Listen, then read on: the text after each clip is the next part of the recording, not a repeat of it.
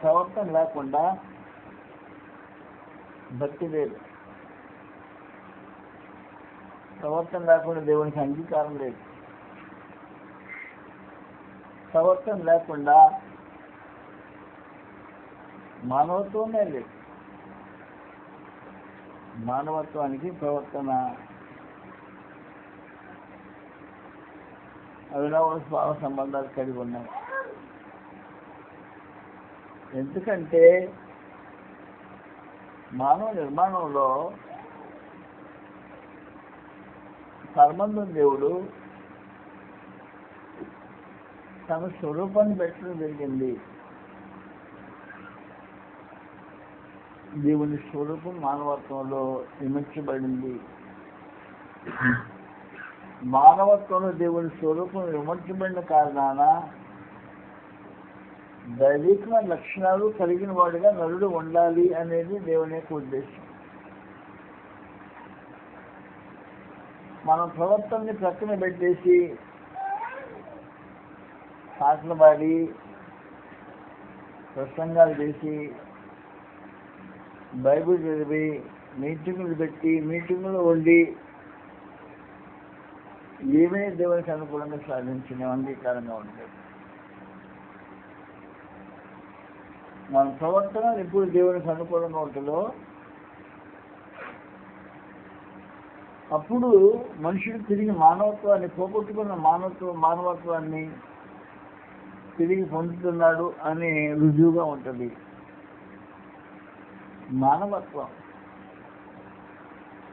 మానవత్వంలో దేవుని స్వరూపం ఉంది. కారణం ఏమంటే దేవుడు తన స్వరూపంలో తన కొడుకు చొప్పున నవ్వును చేశాడు. అందువల్ల మానవత్వంలో దేవుని స్వరూపము ఇమర్చబడింది. మనుషుల్లో దేవుని స్వరూపం ఇమర్చబడింది. అందువల్ల మనకందరూ తెలిసినట్టుగా దేవుడు తన స్వరూపమందు తన పొరుగుతో నవ్వులు చేశాడు అనేది మనకి తెలిసిన సమాచారం. దేవుని స్వరూపంలో నవ్వులు చేశాడు అంటే శీలం కలిగిన వాడిగా,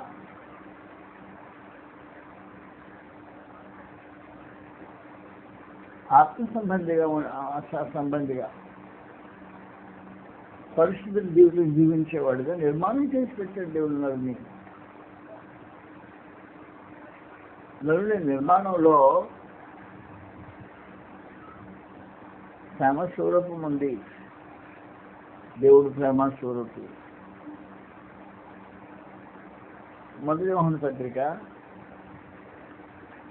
4వ అధ్యాయం, మొదటి యోహాను పత్రిక 4వ అధ్యాయంలో 23 చదువుతాను. గ్రంథంలో 16వ వచనం నుండి మన ఎడల దేవునికి ఉన్న ప్రేమను మనం ఎరిగిన వాళ్ళమై దాన్ని నమ్ముకొని ఉన్నాం.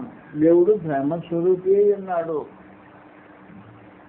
ప్రేమ నుండి నిలిచింది వాడు దేవుని ఎందుకు నిలిచున్నాడు, దేవుడు వాణిలో నిలిచున్నాడు. తీర్పుదిన మందు మనకు ధైర్యము కలుగునట్లు దీనివల్ల ప్రేమ మనలో పరిపూర్ణ చేయబడినది. ఏదైనగా మనం ఎట్టివాడమై ఆయన ఎట్టివాడై ఉన్నాడు, మనము కూడా ఈ లోకంలో ఎట్టివాడమై ఉన్నాము అని చెప్పి. కాబట్టి దేవుడు ఎలాంటి వాడో, పరలోకంలో దేవుడు ఎలాంటి వాడో భూమి మీద నరుడు అలాంటి వాడు ఉండాలి. కాబట్టి ఇది మానవ శీలానికి సంబంధించింది, ప్రవర్తనకి సంబంధించింది. దేవుడు ఎలాంటి వాడై ఉన్నాడో పరలోకంలో భూమి మీద నరుడు అలాంటి వాడై ఉండాలి. అంటే దేవుని శీలాన్ని అనుకరించేవాడే ఉండాలి. దేవుడు ప్రేమ స్వరూపం. ఈ ప్రేమ అనే విశేషమైన సంగతి సహోదరుల మధ్యకు సంబంధించిన కార్యక్రమం.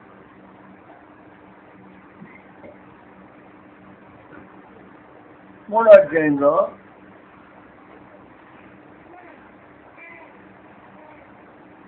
9వ వచనం నుండి, దేవుని మూలంగా పుట్టిన ప్రతి వానిలో ఆయన బీజం నిలిచిన కనుక వాడు పాపం చేయడు.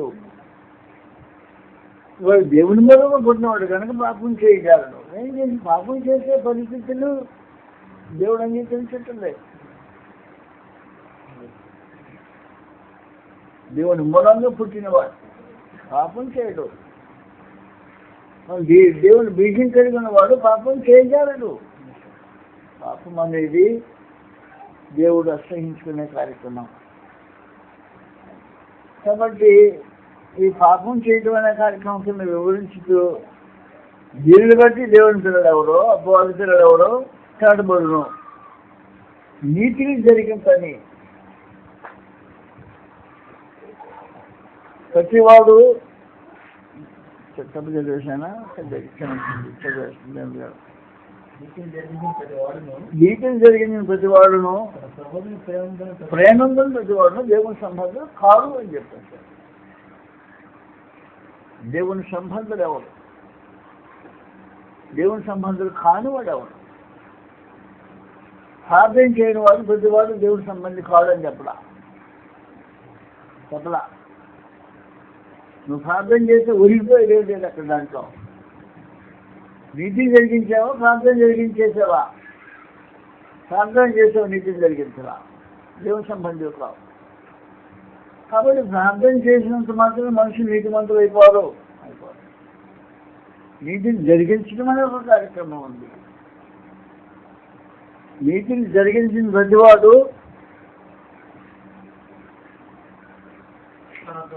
తన సహోదరుని నీతిని జరిగించడం, సహోదరుని ప్రేమించడం, జత కూర్చేసేయటం. నీతిని జరిగించేవాడు సహోదరుని ప్రేమిస్తాడు. నీతిని జరిగించిన వాడు సహోదరుని ద్వేషిస్తాడు.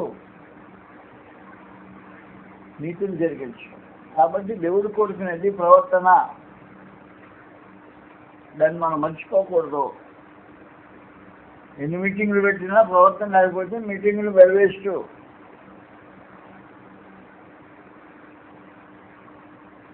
ఎన్ని గంటలు ప్రార్థన చేసినా నీతిని జరిగించకపోతే వేస్ట్.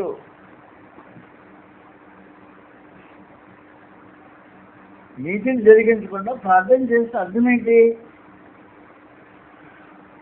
కొన్నేడు అన్నాడు, భక్తిపరుడు, వాడు ఇల్లందరితో కూడా భక్తి కన్నవాడు, దేవుడికి కన్నప్పుడు ప్రార్థన చేసేవాడు, బహుధర్మాలు చేసేవాడు, నీతిమంతుడు అని చెప్పండి. నీతిని జరిగించడం అనేది ఒక విశేషమైన కార్యక్రమం. నీతి పాపానికి విరుద్ధమైంది. పాపము నీతి అనేది ఉదాహరణతో ఒకటి పసుకని కార్యక్రమాలు. నీతిని జరిగించటం అనేది దేవుడు కోరుకునే కార్యక్రమం. నీతిని జరిగించేవాడు సహోదరుని ప్రేమించాడు అన్నాడు. 14వ వచనంలో మనం సహోదరుని ప్రేమించుతున్నాము కనుక మరణంలోని జీవంలోని దాటి ఉన్నామని ఎరుగుతుంది. ప్రేమిస్తున్నామా సహోదరుని? ప్రేమించకపోతే ద్వేషిస్తాం. సహోదరుని ద్వేషించే జరుగుతుంది. సహోదరుని జరిగింది ద్వేషించే ప్రతివాడు కూనికోరు. కూనికోరు అంటే కూని చేసేవాడు, కూని చేసేవాడు అన్నమాట. సహోదరుల మీద ప్రేమ లేని భావాలు కలిగి ఉన్నవాడు కూనికోరు.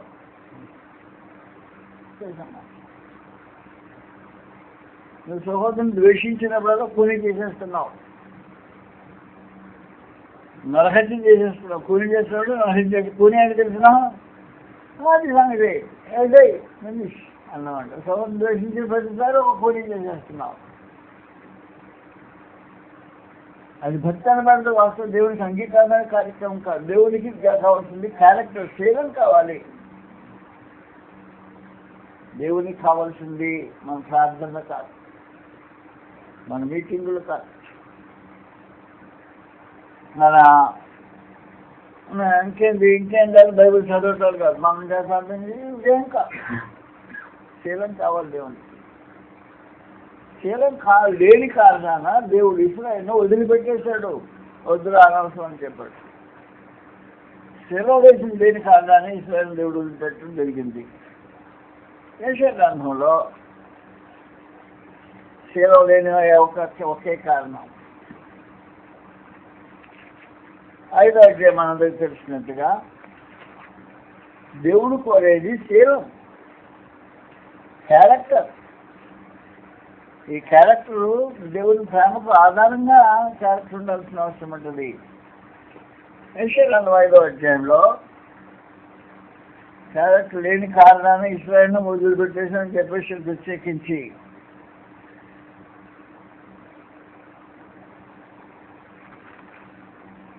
5వ అధ్యాయం 6వ వచనం నుండి క్షమించండి 7వ వచనం నుండి ఇలా రాబడింది.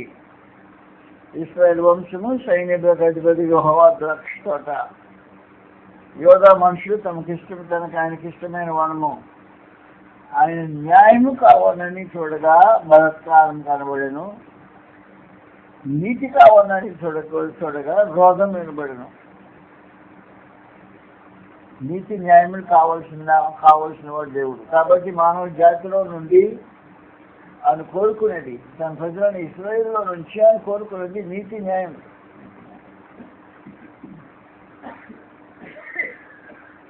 నీతి న్యాయములను కొత్త నిబంధన ఏం చెప్పాడంటే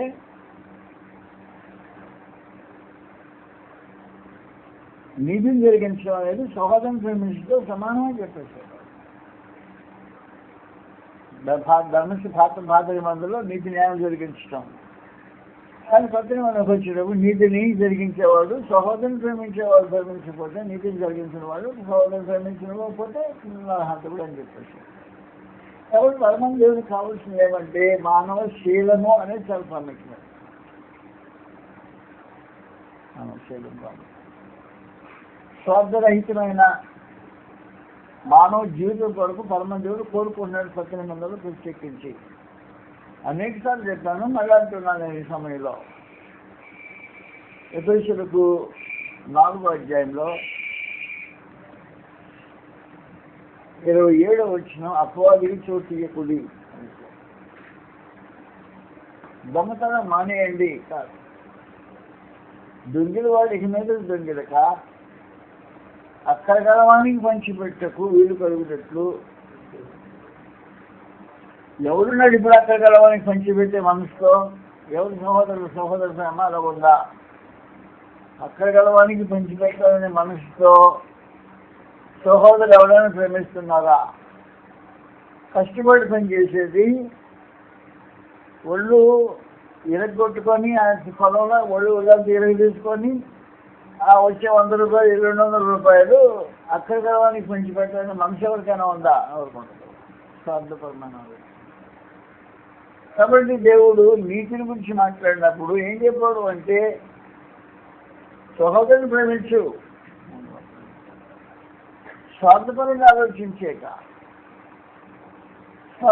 ఆలోచించేయకుండా అని చెప్పిన సమాచారం. ఇక మీదట దొంగిల వాడు ఇక మీద దొంగిలక అక్కడ గడవానికి పంచిపెట్టే వీలు కలుగు నిమిత్తము చేతులతో మంచి పని చేస్తూ కష్టపడాలి అని చెప్పారు. చేతులతో మంచి పని కష్టపడేది ఎవరి కోసం? కుటుంబం కోసం కాదు. కుటుంబం కోసం మామూలుగా లోకంలో ఉండి పెట్టేవాడు చేసే పని కుటుంబం కోసం కష్టపడేవాడు. లోకస్తులు కష్టపడతాడు. నీకేం పెద్ద విశేషం ఏంటి? క్రైస్తవుడేమో నీకు వచ్చిన విశేషం ఏంటి? కుటుంబం కోసం ఎవరు కష్టపడరు? నా బిడ్డలు బాగా చదువుకోవాలి, కష్టపడతాడు. నా ఇంట్లో నా భార్య బిడ్డలు చూసుకున్నాడు, అది కష్టపడతాడు.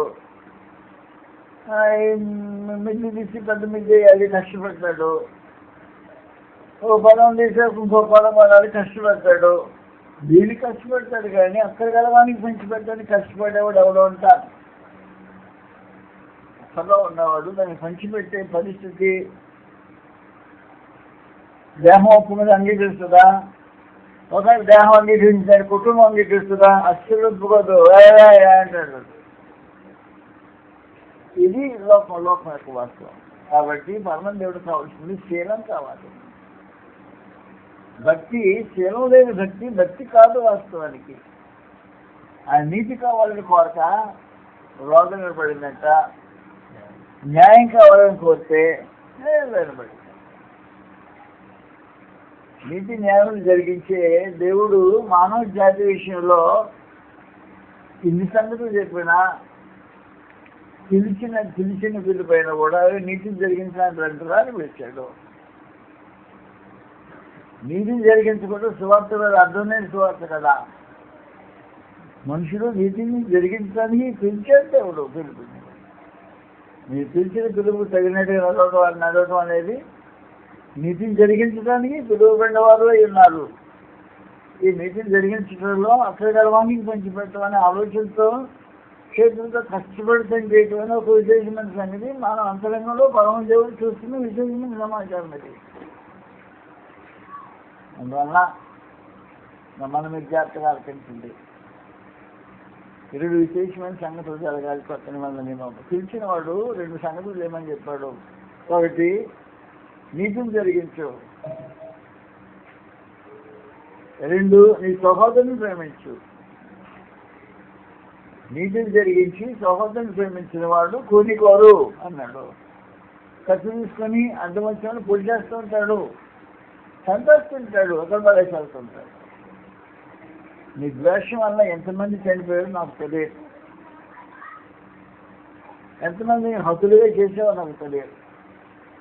కాబట్టి సహోదరుని ద్వేషించే ప్రత్యేకమైన ప్రక్రియ మానుకోవడం చాలా ప్రాముఖ్యంగా తెలిసిన పిలుపులో ఈ కార్యక్రమం ఖచ్చితంగా ఉంది. ఇలా సహోదరుని ద్వేషించే పరిస్థితి పెట్టుకోద్దురా. నీతిని జరిగించకపోతే నష్టమైపోతావు. నీతిని జరిగించిపోయినా సహోదరుని ప్రేమించిపోయినా నా సంబంధులు కారు అని చెప్పేసి దేవుని సంబంధులే కాదు. మరి ఇప్పుడు మీటింగ్ చేసే వాళ్ళందరూ దేవుని సంబంధమేనా?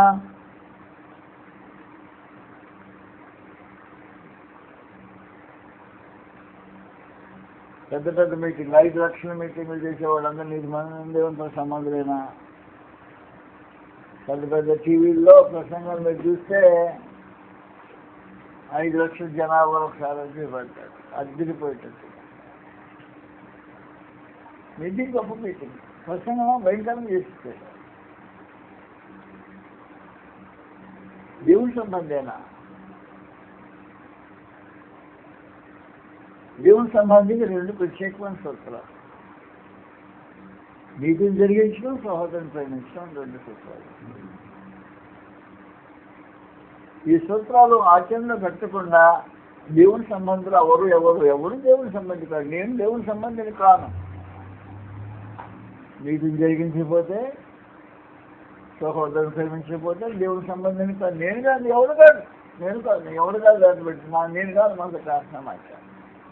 కాబట్టి భక్తి అనేది దేవునికి అంగీకారమైనది. ఆయన పిలుపులో ఉన్న విశేషమైన సమాచారం ఏమంటారే నాయన,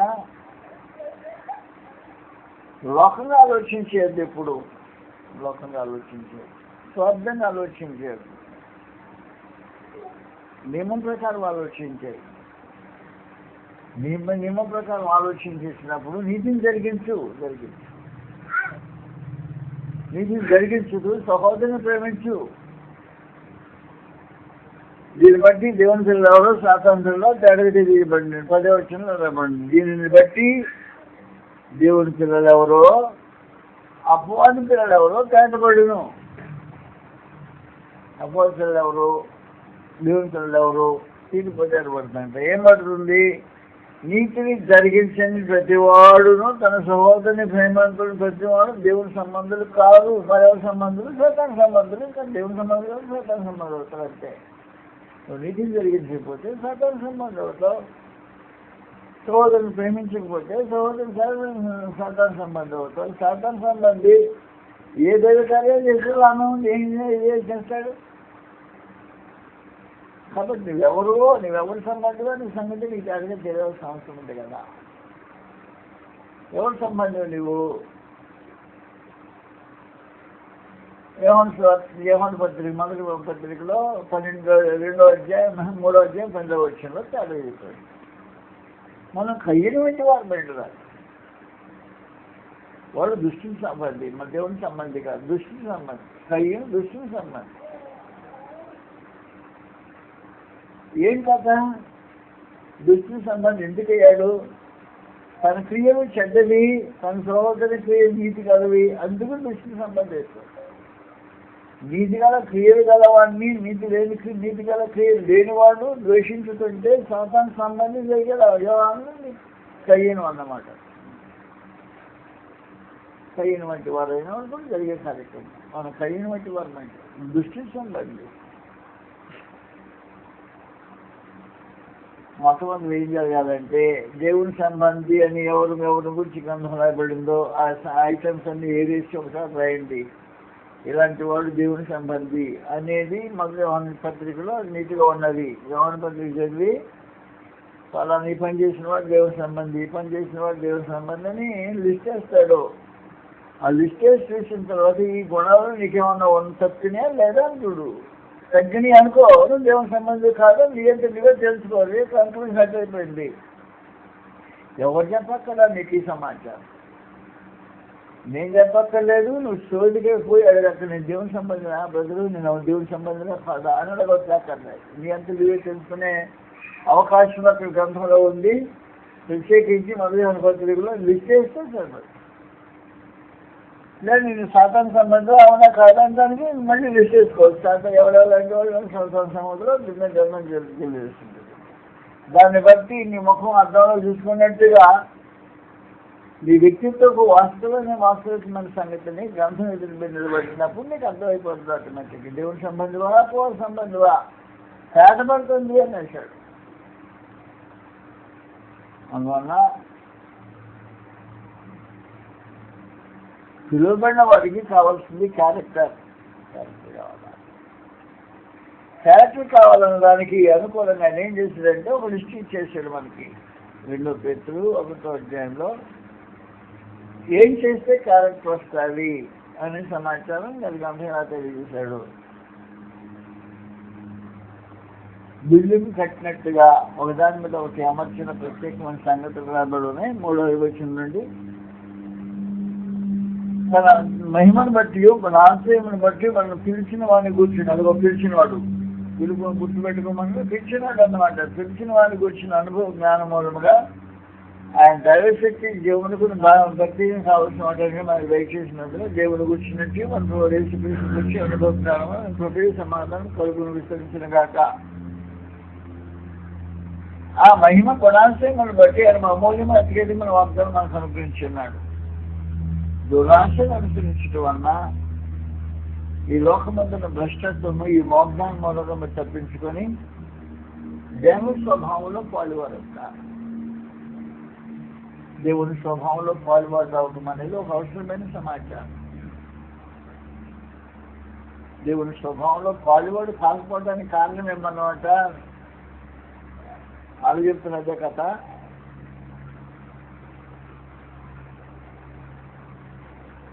దేవునికి 4 లక్షణాలు ఉంటాయి. గ్రంథంలో ఒకసారి తెలియజేసిన 4 లక్షణాలు. ఆయన స్వరూపానికి సంబంధించి 4 లక్షణాలు. మొదటిది ఆయన స్వరూపము మనుషులు దేవుడు ప్రేమ అన్నాడు. నెంబర్ 1 దేవుని ప్రేమ స్వరూపం. ఈ ప్రేమ స్వరూపం వలన దేవుని ప్రేమించాలి, దేవుని మూలంగా పుట్టిన వాళ్ళని ప్రేమించాలి. సహోదరుడు ద్వేషించడం అనేది నీ హద్దులు దాటిపోయి సాతాను సంబంధం వైపు అన్నమాట. గీతలు దాటిపోయావు, అక్కడికి వెళ్ళిపోయావు. దేవుడు ప్రేమ అయ్యి ఉన్నాడు. నెంబర్ 1. రెండవది దేవుడి స్వరూపము ప్రేమ స్వరూపం. దేవుడు నీతి స్వరూపుడు. యోహాను సువార్త 17వ అధ్యాయం 25వ వచనంలో దేవుడు నీతి స్వరూపుడు. కాబట్టి ఆ స్వరూపం మనుషులకు ఇచ్చాడు. కాబట్టి మనుషుడు కూడా నీతి స్వరూపం కలిగిన వాడే. పాపం చేసి స్వభావం కలిగిన వాడు కొందరుడు. దేవుడు నిర్మాణం చేసినప్పుడు పాపం చేసే స్వభావము కలిగిన వాడు కాదు నరుడు.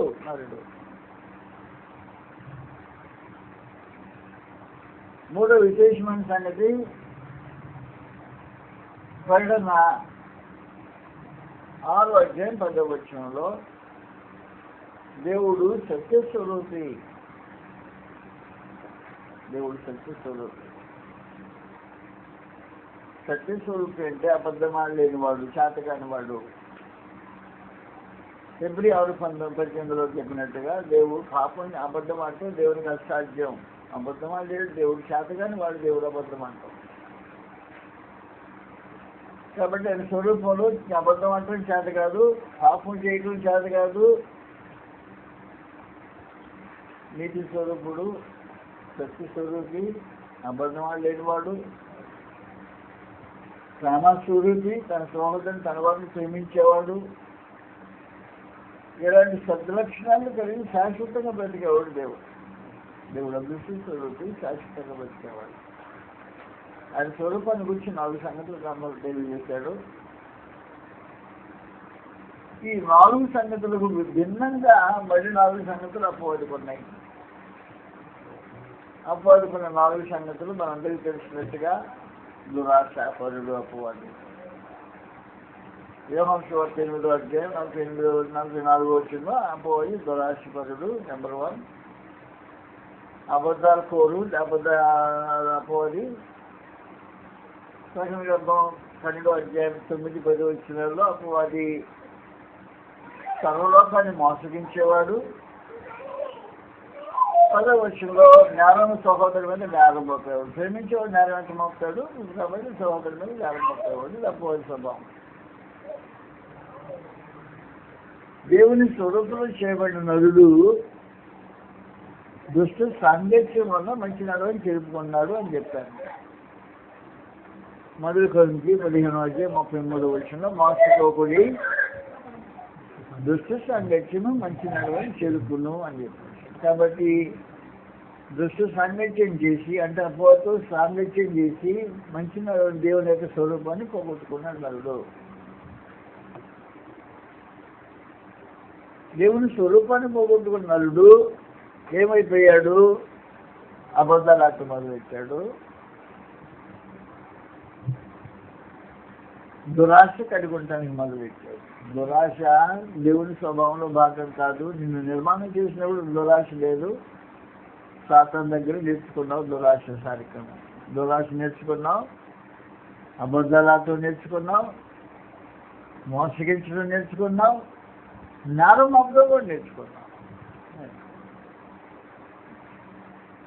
కాబట్టి నేరం మోపే కార్యక్రమం సాతాను దగ్గర నేర్చుకున్న కార్యక్రమం. అంతేగాని నేరం మోపే స్వభావం దేవుని గంజలకు ఉండదు. సహోదరుని ప్రేమించేవాడు నేరం మోపేవాడు కాదు. నేరం మోపేవాడు అపవాది. 12వ అధ్యాయంలో ప్రథమ గ్రంథము సర్వలోకమును మోసపుచ్చు అని 9వ వచనం చెప్పాడు. సాతానని అపవాదిని సాతాన్ని పేరుగా ఆది సర్పమైన మహాగణ సర్పం బదులువేయబడింది అన్నాడు. ఆ తర్వాత ప్రకటన 12వ అధ్యాయం 9వ వచనం అయిపోయిన తర్వాత 10వ వచనంలో మన సహోదరుల మీద నేరం మోపవాడని అపవాది. ప్రకటన 12:10 సహోదరుల మీద నేరం మోపేవాడు అపవాది. సహోదరుల మీద నేరం మోపేవాడు అపవాది. మోసగించేవాడు అపవాది. అబద్ధాలు ఆడేవాడు అపవాది. దురాశ కల్పించేవాడు అపవాది. కాబట్టి దేవునికి ఉండే 4 సద్లక్షణాలను వదిలిపెట్టేసి దుష్ట సాంగత్యం చేసి మంచి నడుని చేరుకోండి. ఏం చేసి ఏమయ్యేవన్నమాట అపవాది ఇతరులు అయిపోయావు ఆటోమేటిక్గా. కర్మతో దేవుడు ఏముంది ఉద్దేశించేదంటే నీకు మారుమనిషి పొందేదానికి అవకాశం కల్పించేటట్టు. మారుమనిషి పొందినప్పుడు ఏం చేయాలంటే దురాశను అనుసరించడం వల్ల ఈ లోకంలో భ్రష్టత్వం అంటుకుంది. ఈ దురాశ అపవాదిని సంపాదించి తెచ్చిపెట్టిన దురాశ భ్రష్టత్వం అంటుకుంది. కాబట్టి దురాశను అనుసరించడం వలన ఈ లోకమందులో భ్రష్టత్వాన్ని వదులుకొని దేవుని స్వభావంలో పాలువారు కావాలని దేవుడు కోరుకుంటాడు. దేవుని స్వభావంలో పాలువారు కావాలంటే ఏం కావాలి? మనిషి ప్రేమ స్వరూపి కావాలి, సహోదరుని ప్రేమించేవాడు కావాలి. 2 నేరం మాపటం మానేసి నీతి స్వరూపుడు కావాలి. ఆ తర్వాత సత్యస్వరూపుడు కావాలి. ఎలాగో నీ మనసు అంటే మనిషి దేవుని స్వభావంలో కోపం ఉన్నదే దేవుని స్వభావాన్ని మళ్ళీ తిరిగి పొందటానికి మనిషి మనసు పొందాలి. దేవుని స్వభావంలో పాడువాడు కావాలి. దేవుని స్వభావంలో పాడువాడు కావడానికి మర్మం దేవుడు ఏం చేశాడంటే, నాయన రే ఈ లోకంలో ఉండే దుష్టత్వము దూరం కలిగి గ్రంథం తీసి 2వ పేతురు 3వ అధ్యాయం 3వ వచనం నుండి తన మహిమను బట్టి మన ఆశ్రయమును బట్టి మనం పిలిచిన వాళ్ళని కూర్చున్న అనుభవ జ్ఞానం మూలముగా ఆయన దైవశక్తి జీవమునకును భక్తికి కావలసిన వాటిని మనం దయచేసినందున దేవుని కూర్చున్నట్టు మన ప్రభావం యేసుక్రీస్తుని కూర్చున్నట్టు అనుభవ జ్ఞానం మూలంలో మీకు కృప సమాధానం కలుగుతుంది. దేవుని గురించి నీకు అనుభవ జ్ఞానం కావాలి. దేవుని గురించిన అనుభవ జ్ఞానం ఎలా వస్తుంది? కీర్తన గ్రంథము 97వ అధ్యాయంలో 10వ వచనం దేవుని గురించి అనుభవ జ్ఞానం ఎలా వస్తుందో గ్రంథం తెలియజేస్తుంది. జాగ్రత్త గుర్తుపెట్టుకోండి. అనుభవ జ్ఞానం ఎలా, దేవుని గురించి అనుభవ జ్ఞానం ఎలా వస్తుందంటే 97వ కీర్తన 10వ వచనం. ఎవరు చూశారు? యెహోవాను ప్రేమించు అన్నారా? ఏం చేయండి? చెడుతనమును అసహించుకోండి. మాట్లాడు. చెడుతనం అంటే నీకు అసహ్యంగా ఉండాలి. యెహోవాను ప్రేమించు అన్నారా? చెడుతనమును అసహించుకోండి. చెడుతనం అసహించుకోండి. కాబట్టి దేవుని గురించి అనుభవ జ్ఞానం మూలంగా దేవుని గురించి అనుభవ జ్ఞానం వస్తే నీకు దేవునితో సహవాసం అందేమో ఆయనతో కూడా అనుభవం కలిగితే ఏం జరుగుద్ది అనమాట? ఆయన అనుభవ జ్ఞానం చెడుతనాన్ని అసహించుకునేటట్టు చేస్తుంది. అనుభవ జ్ఞానం ప్రభువైన యేసుని గురించి అనుభవ జ్ఞానం వస్తే ఏం జరుగుద్ది? ఏం జరుగుద్దంటే 2వ పేతురు 2వ తిమోతి 2వ అధ్యాయం 17వ వచనం 19వ వచనం రాబడు. యేసుక్రీస్తుని గురించిన అనుభవ జ్ఞానం వస్తే 2వ తిమోతి 2వ అధ్యాయం 19వ వచనంలో దేవుని యొక్క స్థిరమైన పునాది నిలకడగా ఉన్నది, ప్రభు తన వారిని ఎరుగును అన్నది. ప్రతివాడు అనుభవం కావాలి. ప్రభు నామం ప్రతివాడు దుర్నీతి నుండి తొలగిపోవాలి. అనుభవ జ్ఞానం. కాబట్టి ప్రభుని గురించి నీకు అనుభవ జ్ఞానం వచ్చిందనుకో దుర్నీతి నుంచి తొలగిపోతావు. దేవుని గురించి అనుభవం వచ్చిందనుకో అసలు చెడుతనాన్ని అసహించుకుంటావు. అనుభవం. అంతేకాదు దేవుడు ఉన్నాడు అంతేకాదు, వాస్తవానికి దేవుడు ఉన్నాడని నీకు బుద్ధి జ్ఞానం అనుభవంతో కూడిందైతే దేవుని గురించిన అనుభవ జ్ఞానము యెహోవాను ప్రేమించేవారు ద్వారా చెడుతనమును అసహించుకోనిది. చెడుతనంతో సంబంధం పెట్టుకునేవాడు యెహోవాను ప్రేమించేవాడు కాదు, దేవుని సంబంధి కాదు. దుర్నీతి నుంచి తొలగిపోయిన వాడు క్రీస్తుని గురించి అనుభవం జ్ఞానం కలిగేవాడు కాదు. కాబట్టి దేవుని గురించినట్టు మన ప్రభువైన యేసుక్రీస్తుని గురించి అనుభవ జ్ఞానం వలన దైవశక్తి జీవమునకు భక్తికి కావలసిన వాటిని దయచేసినందున ఆ మహిమ కూడా 4వ వచనం, ఆ మహిమ గుణాతిశయములను బట్టి ఆయన అమూల్యమును అత్యధికమైన వాగ్దానం మనకు అనుగ్రహించున్నాడు. దురాశను అనుసరించి, దురాశ ఎక్కడి నుంచి వచ్చింది? సాతాను నుంచి వచ్చింది దురాశ. దురాశను అనుసరించడం వల్ల లోకమందున భ్రష్టత్వం ఈ వాగ్దానం మూలంగా తప్పించుకొని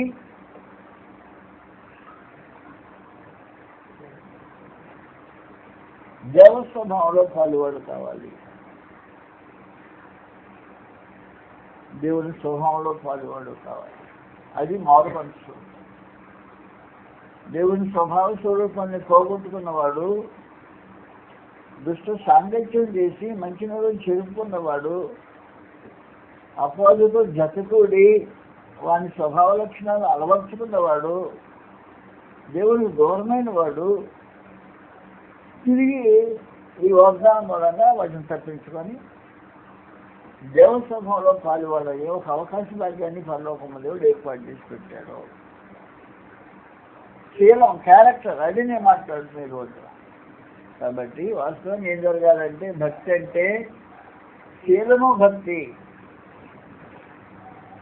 భక్తి అంటే దేవుడి గురించి అనుభవ జ్ఞానం కలిగి ఉంటాం. భక్తి అంటే యెహోవాను గురించి అనుభవ జ్ఞానం కలిగి ఉంటే అది చిరకాలను అసహించుకోవటం అనేది జరుగుతుంది. యేసుక్రీస్తుని గురించి అనుభవ జ్ఞానం అంటే దుష్టాన్ని తెలియపోవటం అనేది దుష్టాన్ని క్రీస్తుని గురించి అనుభవం. ఆ దేవుని గురించి కానీ క్రీస్తుని గురించి కానీ అనుభవ జ్ఞానం లేకపోతే దేవ స్వభావంలో పాల్గొనడానికి అవకాశం ఉండదు. దేవ స్వభావంలో పాల్గొడు కాకుండా దేవుని స్వాస్థ్యంలో నువ్వు పాల్గొడు కాలేవు. దేవుని పరలోకంలో నీకు పాలు భాగం ఉండదు. దేవుని రాజ్యంలో నీకు స్థానం ఉండదు. దేవుని సముఖంలో నీకు అవకాశం ఉండదు. దేవునితో సహవాసంగా ఉండవు. స్వభావంలో మార్పు రావాలి. క్యారెక్టర్, శీలం, స్వభావంలో మార్పు.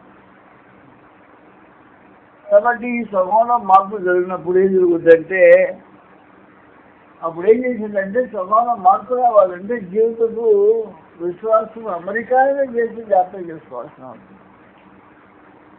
విశ్వాసం ఉండాలి. విశ్వాసానికి ఎంత విశ్వాసం అన్నా విశ్వాసం నిలబెట్టేది సద్గుణం, గుణం కావాలి. గుణం లేకుండా గుణం చెడిపోయిన గుణం అయ్యి విశ్వాసము వ్యర్థమైపోతుంది. విశ్వాసం ప్రయోజనకరంగా ఉండాలంటే నీ గుణం అది సద్గుణం అయి ఉండాలి, చెడు గుణం కాదు.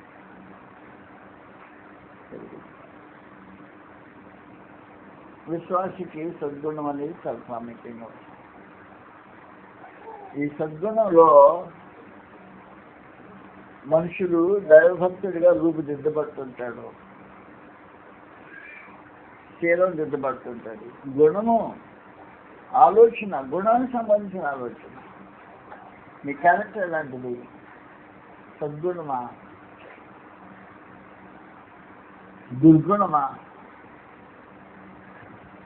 దురాశను అనుసరించే లోకం గుణమా, సహోదరుని ద్వేషించే గుణమా, దేవుడి నీతిని నిరాకరించే గుణమా? ఈ గుణం అనేది చాలా ప్రాముఖ్యంగా వస్తుంది. విశ్వాసమే చాలు. నాకు విశ్వాసం గంపుడంత విశ్వాసం ఉందనుకో, నీకు గంపుడంత విశ్వాసం ఉన్నా గుణం లేకపోతే విశ్వాసం వేస్ట్.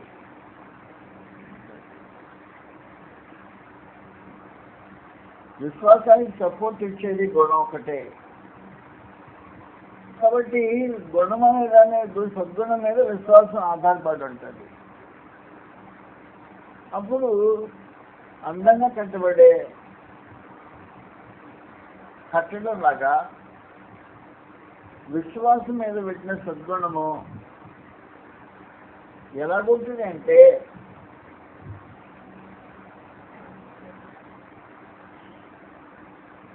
వెండి పళ్ళెంలో బంగారు పండ్లు పెట్టేట్టుంటుందో అలాగూ సద్గుణము విశ్వాసం అనే రెండు మ్యాచ్ అవుతుంది.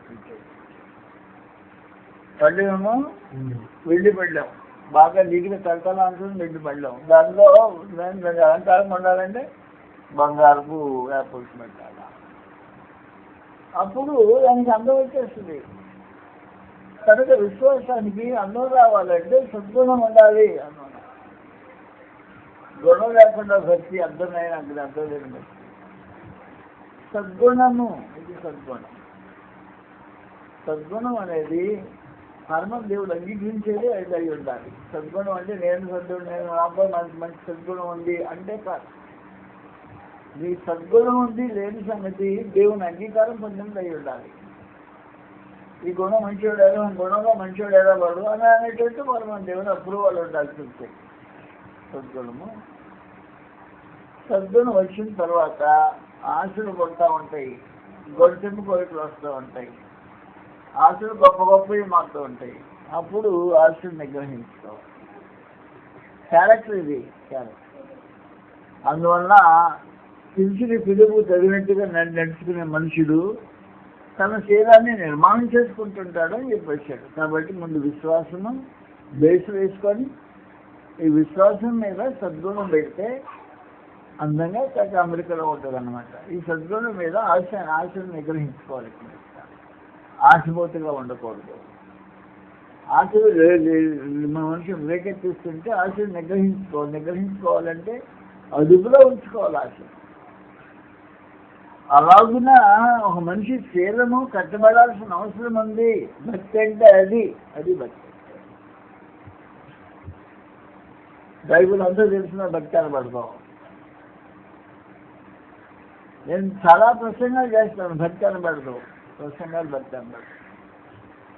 శీలం అది మానవ జాతికి కావాల్సింది, పరమదేవుడు కోరుకునేది శీలం కోరుతున్నాడు. కానీ అది బైబిల్ బాగా తెలుసు అంటే కాదు. నువ్వు ఎన్ని ప్రసంగాలు చేసేవాడు అంటే కాదు. నేను ఎన్ని వేలు ప్రసంగాలు చేశానో చెప్పడానికి వెళ్ళేది ఇంతవరకు.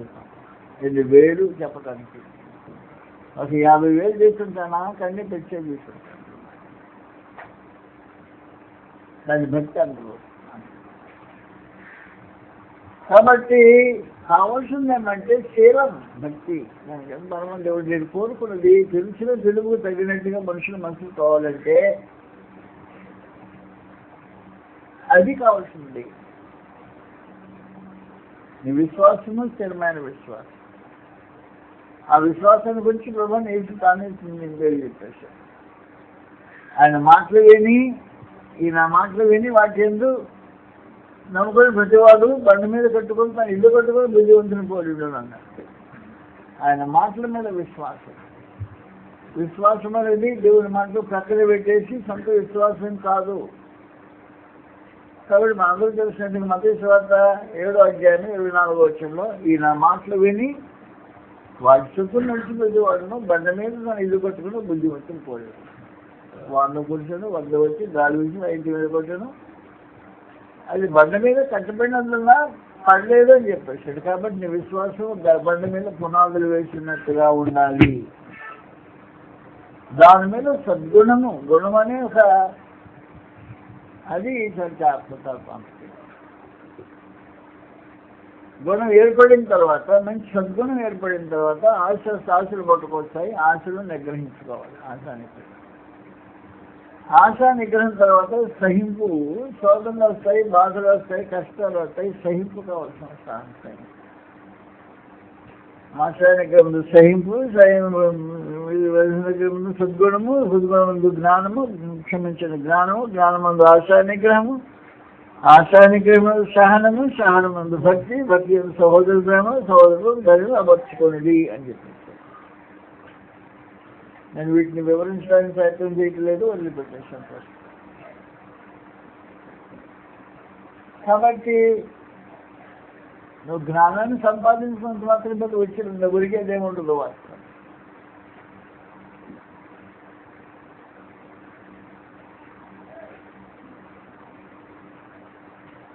జ్ఞానము సంపాదన.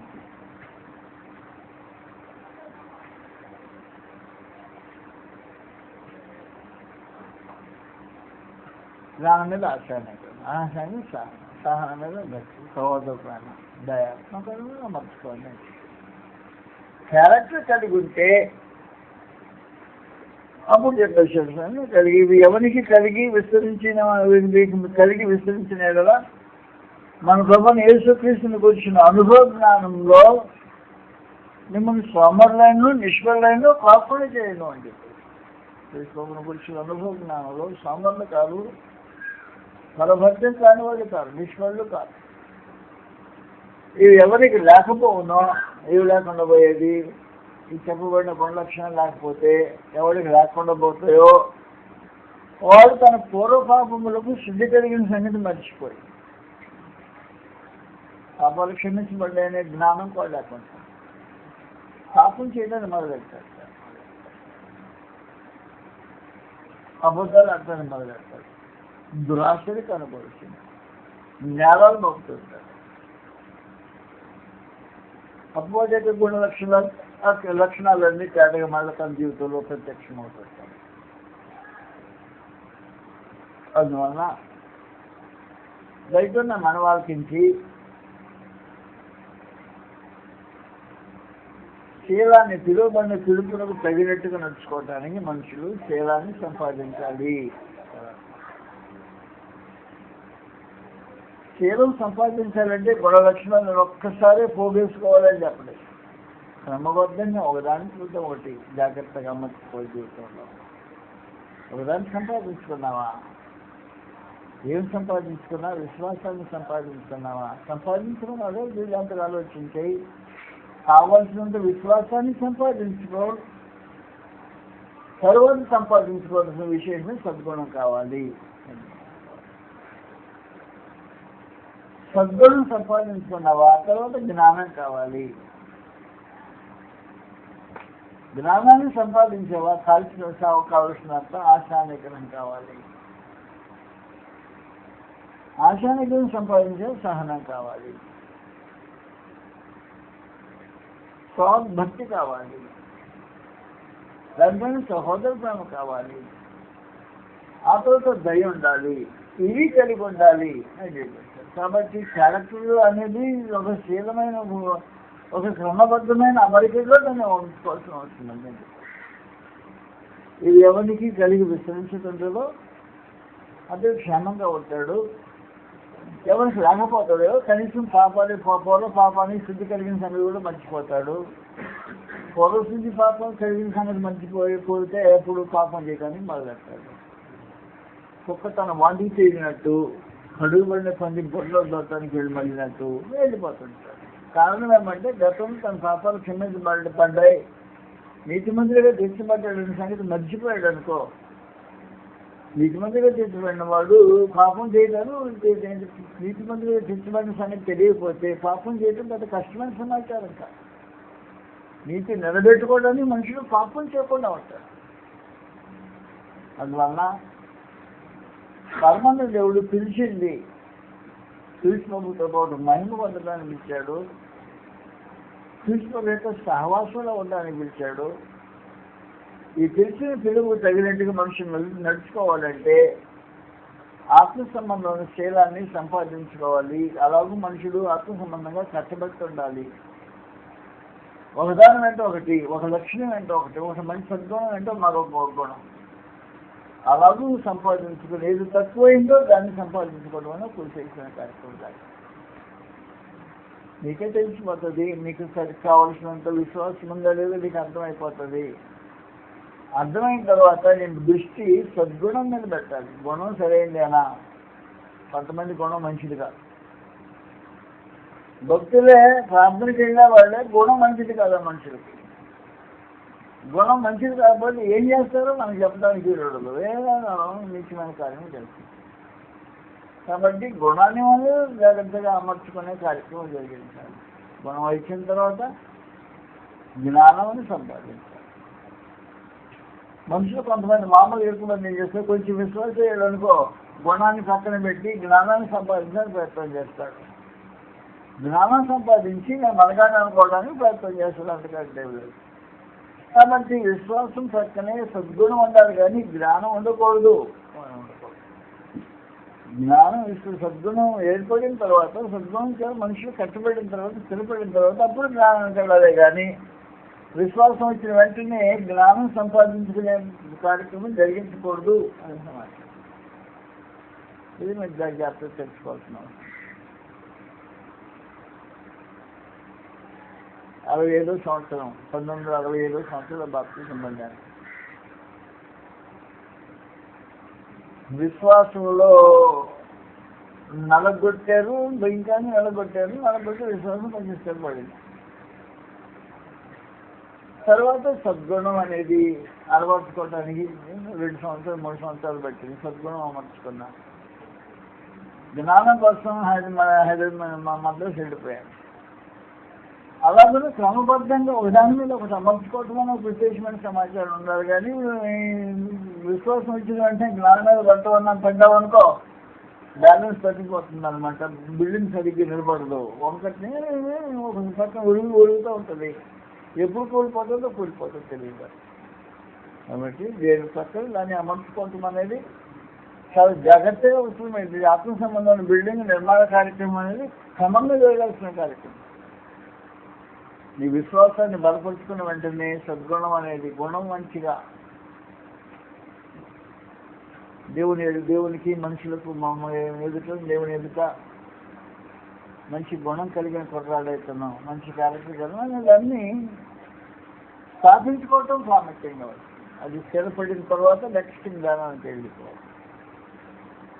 జ్ఞానార్జీ అప్పుడు చేస్తే క్రమబద్ధంగా ఇల్లు నిర్మాణం జరుగుతూ ఉంటుంది. కాబట్టి తొట్టిలో నువ్వు పడిపోవు, నీకు నష్టం కలగదు అని చెప్పేసి ప్రత్యేకించి ఇవి ఎవరికి లేకపోవునో వాడు తన పూర్వపాపం శుద్ధీకరించిన సంగతి మర్చిపోయి గుడ్డివాడును దురదృష్టి లేని వాడు అగును. అందువల్ల సహోదరులారా, మీ పిలుపును ఏర్పాటును నిశ్చయం చేసుకుంటూ మరి జాగ్రత్త పడండి. మీరు పిలువబడ్డారు, మీరు ఎయిర్పోర్ట్లో దేవుని యొక్క ఎయిర్పోర్ట్లో ఉన్నారు అన్న సంగతి మీరు నిశ్చయంగా చేయాల్సిన నిశ్చయం చేసుకోండి. దేవుడు నన్ను అంగీకరించాడు లేదో అనుమానంతో చాలామంది అనుమానంతో దొరుకుతారు. మీ పిలుపుని ఏర్పాటును నిశ్చయం చేసుకోవడానికి దొరుకుతుంది. ఆలోచించి దేవుడిని అంగీకరించాడు లేదనే ఆందోళన నువ్వు క్రమంగా అపోస్తులకు అమలమైన విశ్వాసం ప్రకారం క్రీస్తులో ప్రవేశించి విశ్వాసాన్ని స్థాపించడం తర్వాత సద్గుణం పెట్టుకున్నామంటే దేవుడు నన్ను అంగీకరించాడు లేదని అనుమానం రావాల్సిన అవసరం ఉండదు.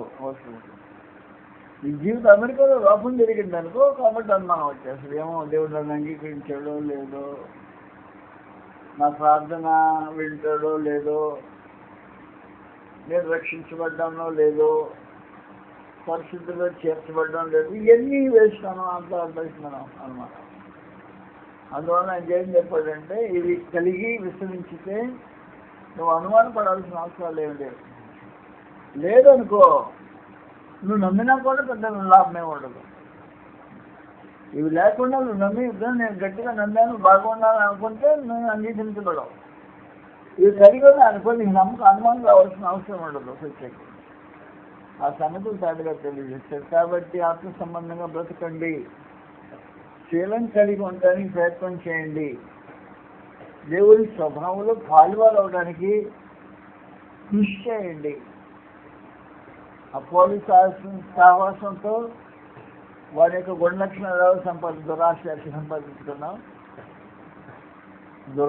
సంపాదించుకున్నావు, ఆశా నిగ్రహాన్ని అలా సంపాదించుకో.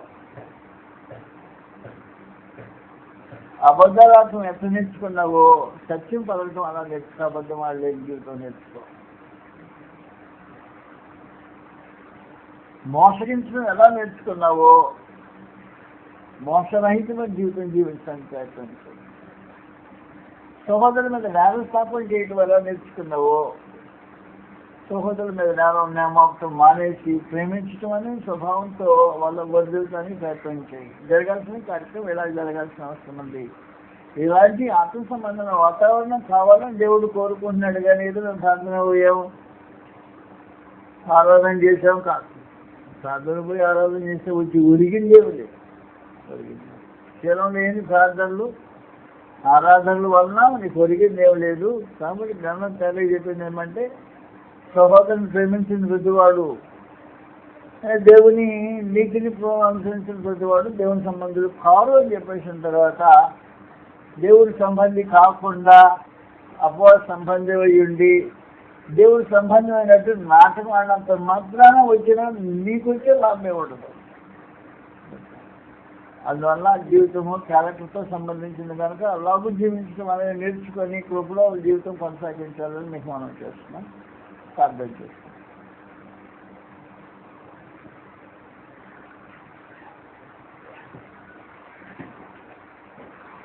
ప్రియమైన మా తండ్రి, పరిశుద్ధ దేవ,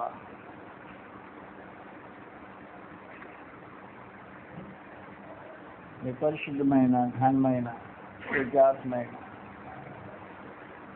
నామను సమర్పిస్తున్నాను. మా ప్రార్థనల కంటే మా శీలాన్ని ఎక్కువగా మీరు కోరుతున్నారన్న సమాచారం మాకు వినిపించినందుకు శీలం లేని భక్తి ప్రార్థనలు మీకు అంగీకార యోగ్యమైనవి కావని సంగతి మీ గ్రంథం తేటగా వివరించిన దాన్ని బట్టి మీ స్తోత్రం సమర్పిస్తున్నాను.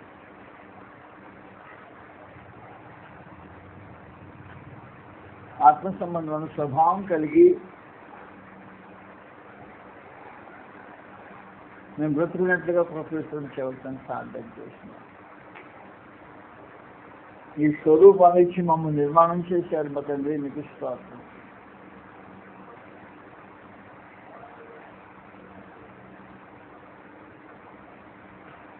మీ స్వరూపాన్ని మీ స్వభావాన్ని దుష్ట సాంగత్యం వల్ల చెడగొట్టుకున్న వారన్నా. దుష్టుడు అపవాది వాళ్ళ సాంగత్యం వలన మీరు మాకు అనుగురించిన స్వరూపాన్ని పోగొట్టుకొని మీరు మీ తండ్రి గొప్ప సంబంధులు అనే స్థితికి దిగజారి ఉన్నాం. దిగజారినప్పుడు కూడా మమ్మల్ని ప్రేమించినందుకు మీకు స్తోత్రం సమర్పిస్తున్నాం. పాపం చేసింది మేము, మా పాపములకు ప్రాయశ్చిత్తం అనుభవించవలసింది మేము. న్యాయవంతులయ్యండి పాపములకు ప్రాయశ్చిత్తము జరిగించడానికి కోరుకున్న వారైనందుకు మీ స్తోత్రం సమర్పిస్తాం. మా పాపమును మా మీద మోపకుండా మా పాపమునకు ప్రాయశ్చిత్తము ఉండినట్లుగా క్రీస్తువుని ఏర్పాటు చేసిన పరలోక తండ్రి మీకు స్తోత్రం. కల్వరి శిలువ యాగంలో 6 గంటల సేపు మీరు నరక యాత్రను అనుభవించిన మా ప్రభువుని బట్టి, పాపం పక్షంగా మీ ఉగ్రతను భరించిన మా ప్రభువుని బట్టి, పాపమును ప్రాయశ్చిత్తం చేసిన మా ప్రభువుని బట్టి మీ స్తోత్రం సమర్పిస్తున్నాను. నరక యాత్రను అనుభవించి మా కొరకు మమ్మల్ని సమీపస్తులుగా చేసుకోవటానికి ఆయన నుండి ఎడబాటై ఆయన విడిచిపెట్టిన తండ్రి మీకు స్తోత్రం. ఇలాంటి మీ సత్కార్యములు బట్టి మీ స్తోత్రం సమర్పిస్తున్నాను. ఆయన కృష్ణబాబు నందు మమ్మల్ని కనిపించి తిరిగి అన్నిజనులైన మాకు క్రీస్తులో మీరు ఏర్పాటు చేసిన దీవెనల భిన్నమైనట్లుగా సత్య నిబంధన చేసినందుకు స్తోత్రం. దూరస్తులైన మమ్మను క్రీస్తు చేసినందు క్రీస్తు రక్తం మనం సమీపస్తులుగా చేసి నిబంధన సంబంధాలుగా మమ్మల్ని తీర్చిదిద్దినందుకు స్తోత్రం. మా ప్రీతండి అయినా మేము మీ మార్గం తెలియక జోగాడుతూ కొట్లాడుతూ కొట్టుమిట్లాడుతుండే పరిస్థితుల్లో కూడా మీ అనుగ్రహము దీర్ఘశాంతము మారు మనసు పొందడానికి మమ్మల్ని ప్రేరేపించిన గొప్ప ఏర్పాటును బట్టి చూస్తారు. తండ్రి కనికరించండి, సహాయం చేయండి. మీరు మేము నశించిపోవాలని ఉద్దేశించకుండా మారు మనసు పొందాలని కొత్త దీర్ఘశాంతం వహిస్తున్నారే అందుకు ఇస్తారు. అందువల్ల మా శరీరంలో మేము దిద్దుపడాల్సిన అవసరం ఉంది అని మాకు తెలుపు చేసిన మీ విశేషమైన సంకల్పం బట్టి ఇస్తారు. మేము దిద్దుకోవాలి, బ్రతకాలి, మా ప్రవర్తన మేము మార్చుకోవాలి, మీకు అంగీకార యోగ్యంగా మార్చబడాలి. మా సాతాను స్వభావాన్ని మార్చుకుని దేవ స్వభావంలో పాలువారు కావాలని మీ కోరికను బట్టి మీ స్తోత్రం సమర్పిస్తున్నాం. అలాంటి మనసు మాలో పుట్టించి మీ అనుగ్రహము దీర్ఘశాంతము మారు మనసు పొందేలాగా మా అంతరంగంలో ప్రేరేపణ కలుగు చేసి మేము మార్చుకున్నప్పుడు మీ కృప అనుభవించగలిగినట్లుగా మా ఆయనతో మా మెక్కలు పనిచేయాల్సిన సాధ్యం చేస్తాం. తండ్రి మమ్మల్ని కనిపించు. నిత్యత్వం మీతో జీవించడానికి అనుకూలంగా నిత్య రాజ్యాన్ని మా కొరకు సిద్ధపరిచినందుకు స్తోత్రం. నిత్య రాజ్యం మనకే కానీ వాడకానికి మేము పాత్రలు కాకున్నట్లుగా మీ సంకల్పం తీర్చి దిద్దినందుకు స్తోత్రం సమర్పిస్తున్నాం. అలా దిద్దబడిన జీవితానుభవాలు మేము కలిగి ఈ భూనివాస కాలాన్ని గడిపినట్లుగా విని విడిచిపెట్టి కొట్టుకుని పోయేవారం కాకుండా మా ప్రీతండి వాక్య ప్రకారం ప్రవర్తించే స్వభావాన్ని మాకు అనుగ్రహించవలసిందని, మా అంతరంగంతో మీరు మాట్లాడి అంతరంగపు మార్పులు జరిగినట్లుగా ప్రతిష్ఠించవలసిందని, మేము కృపకే కానీ మీ ఉగ్రతకు పాత్రలు కాకున్నట్లుగా మేడలు మీకు అనుగ్రహించవలసిందని, దాని శ్రమలు జరిగే కార్యక్రమం బట్టి మీ స్తోత్రం సమర్పిస్తూ మీ దాసులైన వారిని బలపరిచింది, మీ దాసులను పరికరించండి. సంఘం ద్వారా మీ నానా విధమైన జ్ఞానం తెలియజేయబట్లేదు ప్రశ్నించండి. మా విధులైతే మరణించండి. విధేయమైన పిల్లగా మా ప్రభువును నడుచుకోవడానికి మేడలకు అనుగ్రహించండి. కనిపించి దయపెట్టవలసిందని, మమ్మల్ని ప్రేమించి మా కొరకు తాను బలిగా అర్పణగా సమర్పించుకున్న మీ కుమారుడును మా ప్రభునైన యేసుక్రీస్తు వారి నామములో మా ప్రార్థనని సమర్పించుకుంటున్నాం. మా ప్రియ పరలోకపు తండ్రి.